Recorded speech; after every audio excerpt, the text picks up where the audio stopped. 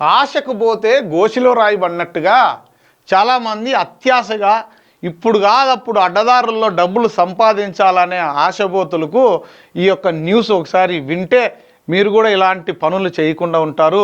₹1,00,000 ఇస్తే 10 లక్షలు ఇస్తాం, ఒరిజినల్ డబ్బులు లక్షిస్తే నకిలీ అలాగే ఉంటాయి, సేమ్ ఉంటాయి, 10 లక్షలు ఇస్తాం మీకు అంటే ఎలా నమ్ముతారు?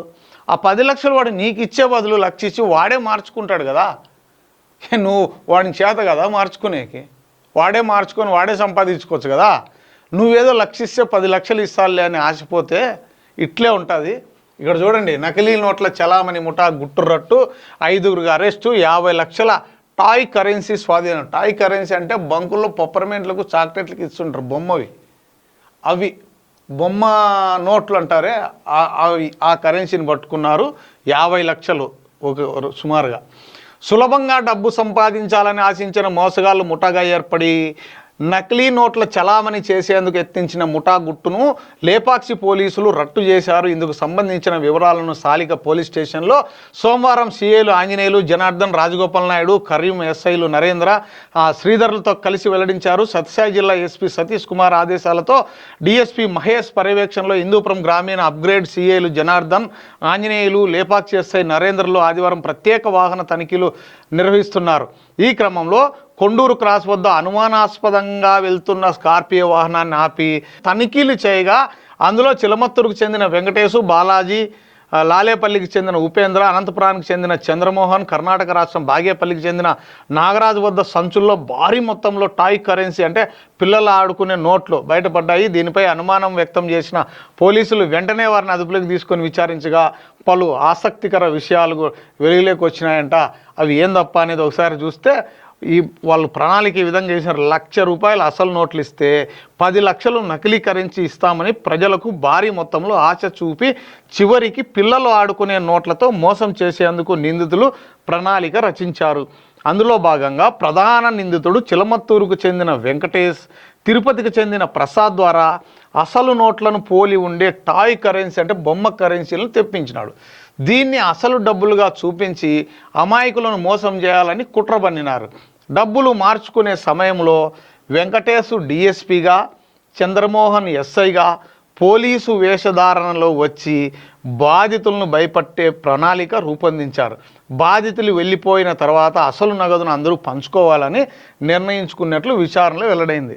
ఏం చేస్తారంటే ₹1,00,000 నువ్వు ఒరిజినల్ నగదు తీసుకొస్తావు, 1,00,000కు 10 లక్షలు కదా, అట్లా 10 లక్షలు అన్నీ చూపిస్తారు నీ ముందర. మేము చూస్తాను, దూరం నుంచి చూసినప్పుడు ఇంకా మార్చుకుందాము, నువ్వు 1,00,000 దానికి 10 లక్షలు ఇస్తా అనేటప్పుడు టెన్షన్గా ఒకరు డిఎస్పీ గాను ఒకరు ఎస్ఐ గాను వచ్చినారంట.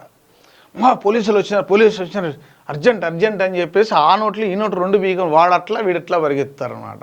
భయపడతారు. ఏమో మీకు ఇద్దాం అనుకోండి, మీ పోలీసులు వచ్చి 2 ఎత్తుకుపోయినారు అని చెప్తే వీడు భయపడి పోతే ₹1,00,000 పోయిందిలే అని వాడు చెప్పడు.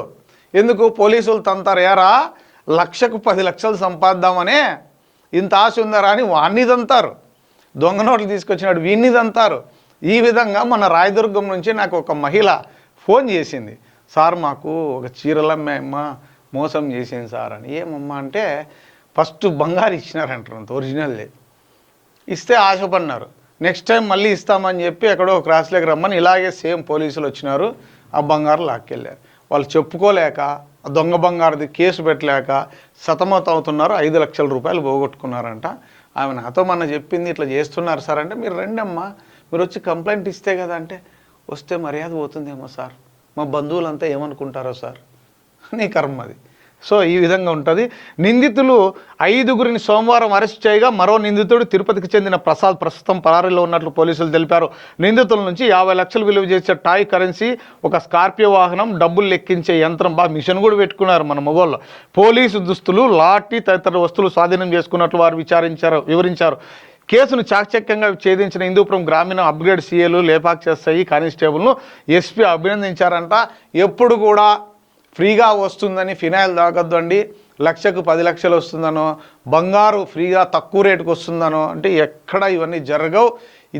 కేవలం మీరు అమాయకులుగా మోసపోతే మీ అమాయకత్వాన్ని క్యాచ్ చేసుకొని ఈ విధంగా చేస్తారు. పొరపాటున ₹10 వడ్డీ అని, లేకపోతే రోజు వడ్డీ అని బంగారు తక్కువ రేటుకు దొరుకుతుందని, లేదా దొంగ నోట్లు దొరుకుతాయని, లేదా ఏదో మర్ర చెమ్ములో, రాగి చెమ్ములో, లేదా ఇత్తల్లో స్వామివి ఏదో విగ్రహాలు, ఇవన్నీ కూడా ప్రతి ఒక్కటి మోసము. కష్టపడి సంపాదిస్తేనే మీ డబ్బులు మీరు దాన్ని సుఖంగా ఉండగలుగుతారు. ఇలాంటి వాటికి నమ్మితే ఇది ఈ విధంగానే ఉంటుంది.